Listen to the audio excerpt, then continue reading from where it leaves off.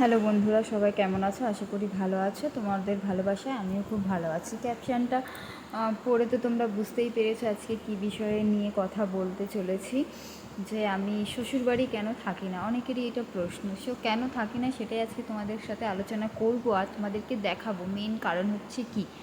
কারণ কিছু পার্সোনাল প্রবলেমও আছে, ঝামেলা ঝঞ্ঝাট, তারপরেও কিছু অন্য কারণ আছে যেটা হচ্ছে বেশি না থাকার কারণ। সেটা হচ্ছে এই যে তোমাদেরকে দেখাচ্ছি, দেখো জায়গাটা, দেখো চারিদিকে বন জঙ্গল, বাড়িঘর নেই, রাস্তাটার অবস্থা দেখো।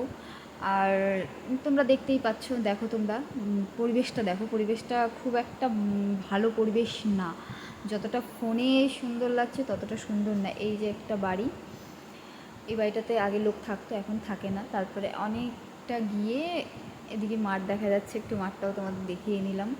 চারিদিকে মাঠ, এই যে রাস্তার অবস্থা একেবারেই বিড়িখিচড়ি অবস্থা, রাস্তা খুঁড়ে টুড়ে রাস্তা তো জীবনে মনে হয় করবে না, জঙ্গল চারিদিকে। ফাইনালি পৌঁছাচ্ছি আমার শ্বশুর বাড়ি, যেখানে আমি কিছুদিন ছিলাম, তারপরে বেবি হওয়ার পরেও এসছিলাম। তোমরাই দেখো, এই যে আমার শ্বশুর বাড়ি। এই যে ঘরটা দেখতে পাচ্ছ, এটা রান্নাঘর। আর এইদিকে যে পাকা ঘরটা, এই পাকা ঘরটায় আমি থাকতাম। খুব বেশি দিন আমার এখানে থাকা হয়নি, কিছু বললামই তো, কিছু পার্সোনালও প্রবলেম থাকার জন্য। এটা রান্নাঘর। আর ওই দিকে চলে যাচ্ছে, ওইদিকে একটা ঠাকুর ঘর আছে, একটা বেড়ার ঘর আছে। এই যে আমার ঘর, তালা মেরে গেছে। আর ওদিকে ঠাকুর ঘর, আর এদিকে একটা কামরা আছে।